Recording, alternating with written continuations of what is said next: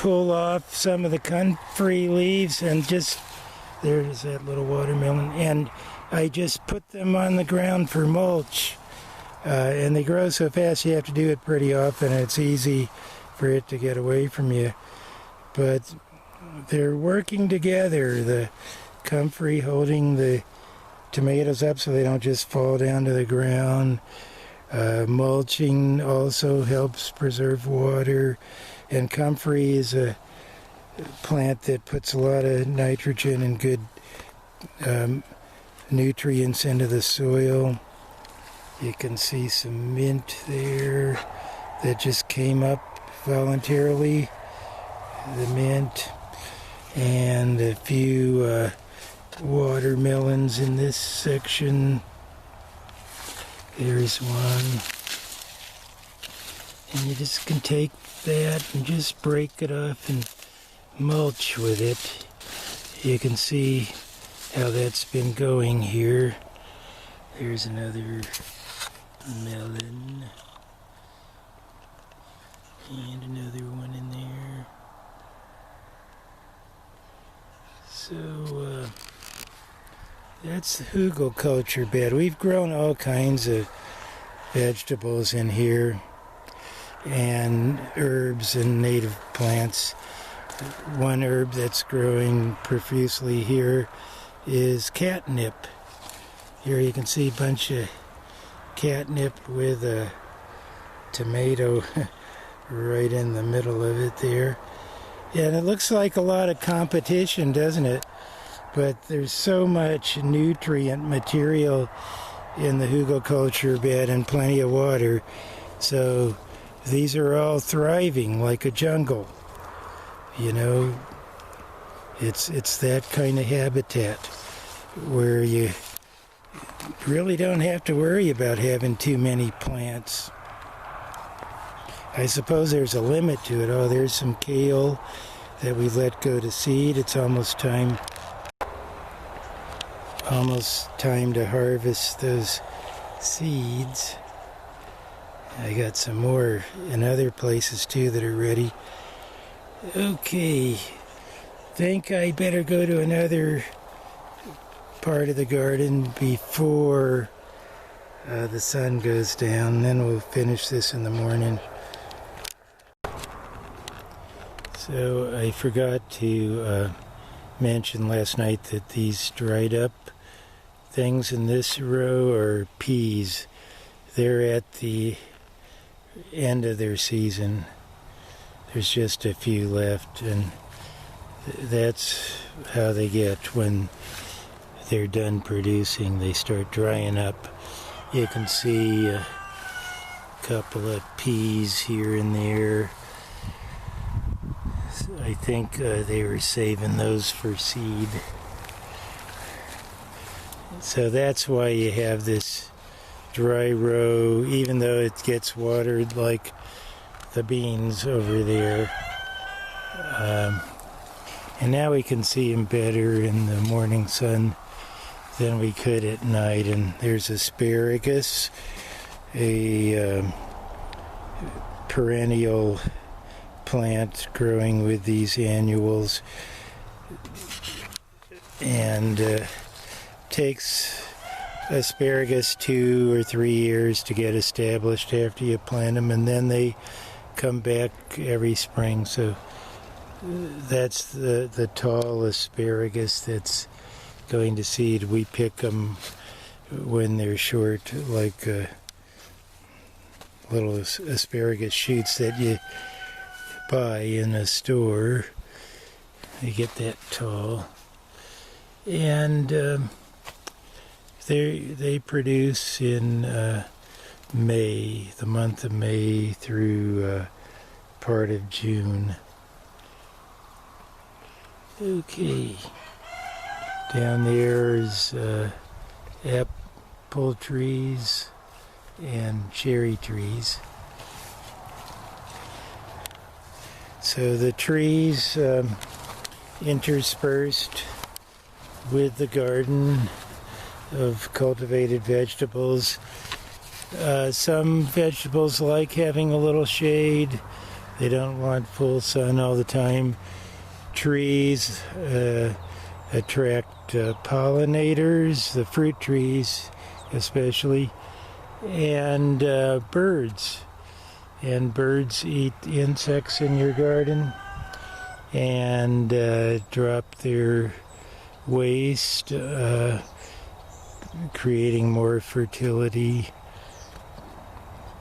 There's strawberries. Things I didn't talk about last night. I'll just go through here real quick. The sunflowers, these are the wild variety. We also planted some, and the wild ones are abundant this year. We don't control everything. Sometimes nature just sends things to us and we let them live, like those mullein plants. And we just, and I already did a video about this, which you could see, called Community of Companions, where we do enough weeding so that it doesn't get too crowded and our cultivated plants don't get overcome by the wild ones. But there's no need to exterminate plants just because you didn't plan for them to be there and you didn't cultivate them. That's a old Western colonialist principle that whatever you're not controlling must be destroyed. and I just don't buy into that. And so, or, capitalists, if you're not making a profit on it, or if it is interfering with your ability to make more money, you destroy it. That's another thing I don't buy into. We grow for life. Sometimes we'll sell surplus for money. Sometimes we just give it away. This isn't a capitalist garden. Okay. Yeah, I went through this. The chard is coming to the end of its season, and we're letting some of it go to seed. But we still harvest some of the smaller, younger plants, and we're getting some good chard still. Couldn't see this little squash patch really well last evening, so we'll take another look at that. And one big pumpkin, and there's several smaller squash that got a late start some reason, even though we planted them at a good time early enough. The growing was kind of slow. I don't know if it was weather conditions this year. Where's that? I can't see very good with my eyes. Oh, there it is. Okay. Nice. Is that an acorn squash? I can't remember. Not very good at remembering names. There's...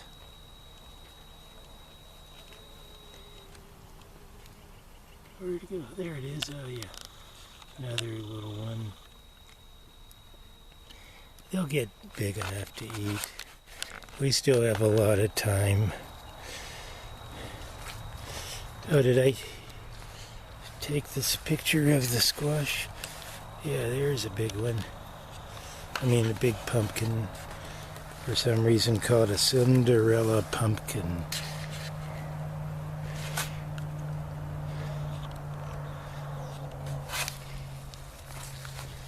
There you go.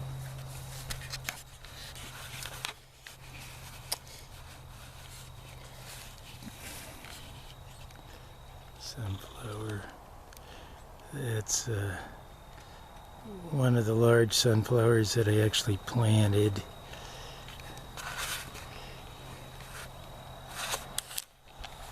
And we left off at this hugelkultur bed, so I won't repeat all of that. But I said you can see these, oh, what are they called again? Got lots of pollinators on them. Catnips, member of the mint family.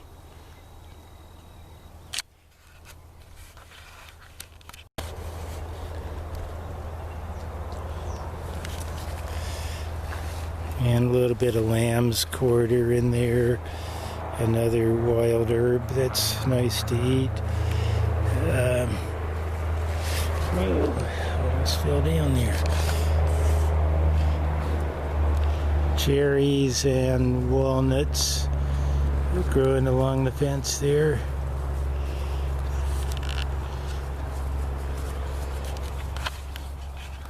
So diversity again, a lot going on. A nice little sitting area next to some trees that we grow for Christmas trees. Hazelnuts in the old greenhouse again. Now we're coming to a bean patch of bush beans that we dry. So dry beans, rather than eating them fresh, you let them dry out on the vines, and then after that you still dry them out in the house for a while and put them in jars, and then you can boil them later and cook all kinds of tasty meals with the dried beans. What are those ducks doing? Okay, so here's a little bean patch. Yep. And a lot of herbs interspersed. And I talked about leaving patches of tall grass here and there to let the garter snakes and other predators of insects and predators against the rodents, the bull snakes, gopher snakes come in, and you know, you just give them some habitat so they're welcome to stay here and keep the balance. You know, we're not trying to exterminate anything again. Here's these plants with the red stalks are buckwheat, and we grow a lot of it over there, and sometimes just it comes up on its own. It makes prolific seeds, prolific flowers, and they also attract pollinators, which is important in this time of industrial toxins have reduced our pollinators all around the world. And so the wild sunflowers and the cultivated sunflowers you see over there, one of the other reasons we planted them was to attract pollinators. They're big flowers, easily visible by flying insects from a distance, and they draw them in. I'm going to show you, I think, you know, the pollinators like to be here in the morning especially. Oops, looks like this door got left open. You can see the set down in the ground floor of this old greenhouse there, and the drying racks, and there's some catnip dried out and some other herbs. There. Okay. So now we'll go over and take a look at this part of the garden a little more.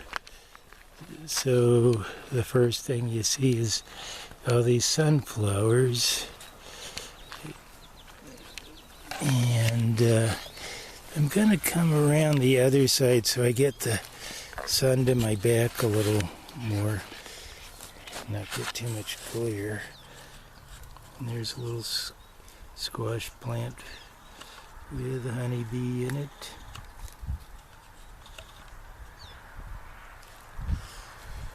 And so this is actually the yellow sweet corn patch. We're growing 4 varieties of corn this year, and we planted them at different times to keep them from cross-pollinating. That's an important thing, especially if you're saving seeds like we do. A lot of people don't know that hornets, let's look at these up close. Hope I'm getting right on them. Yeah. They eat harmful insects in your garden, and am I on it? Okay. There they are. Okay. And they kind of inadvertently help with the pollination too, because they'll get on the flowers and pass pollen around while they're looking for insects to eat. Okay, back to the corn. Yeah, it's almost ready. This yellow sweet corn. And so we'll start harvesting that. I already started harvesting the red corn. Did I mention the 4 varieties? Oh, yeah. Okay, so this yellow corn, the red corn over there. Well, we're heading over there. Oh, beautiful little bird came up on the sunflowers there. Wish I could tell you the names of all the different species. But, you know, I know some of them. Is that a female warbler? I think so. Yeah. The males have a real bright yellow chest on them. There's another one.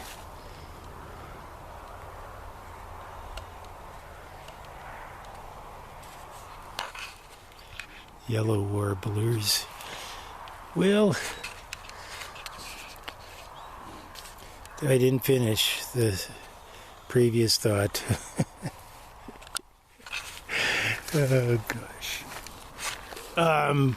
So we have yellow corn, red corn.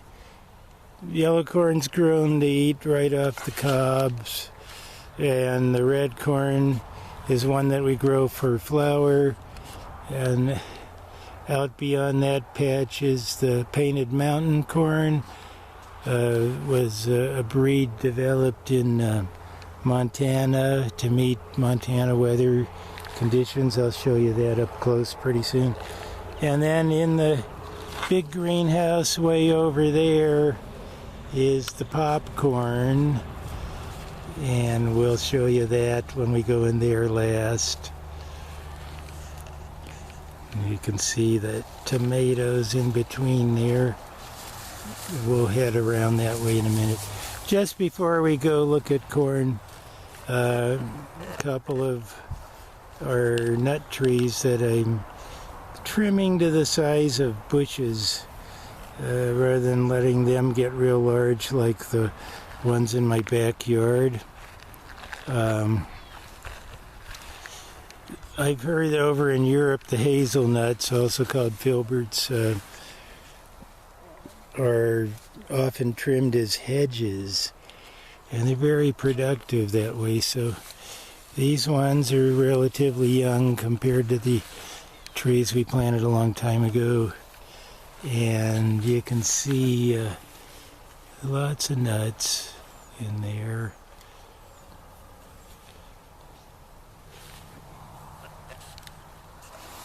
There's also a black and white hornet nest in here, so I'm real careful when I approach this. And can you see that, I wonder? Hornet nest. I think we're looking at it. Can't tell what I'm looking at. Oh, there it is. Okay. Hopefully this little pup doesn't push up against it. Get out of there, Max. These dogs like to get in the water, and there's a water ditch coming out of our main ditch that provides moisture for the filbert trees out here.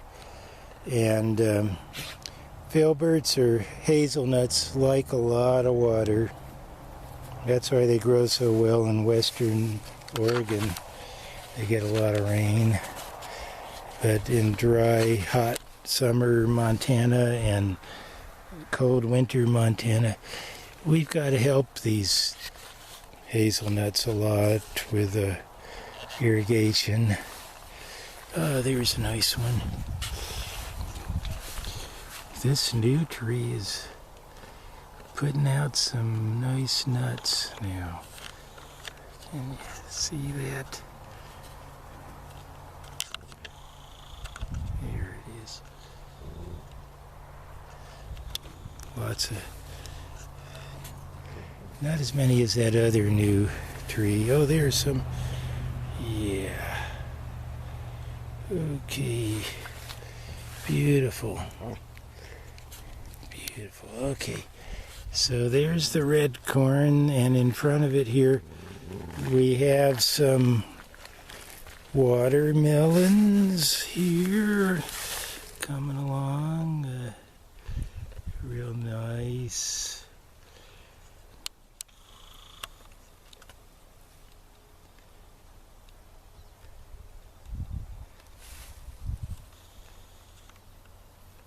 Okay, and some other kind of melons. I'm going to get my shadow out of that. Okay. Hope you can see this better than I can. That little screen, you know, I can't see in little screens like on this camera very well, and I don't have a cell phone, so I'm not used to looking at small screens, but I'm pretty sure I'm pointing the camera in the right direction, and you can see some of these melons in here. Something like cantaloupes, I don't know the exact names. So talk about when is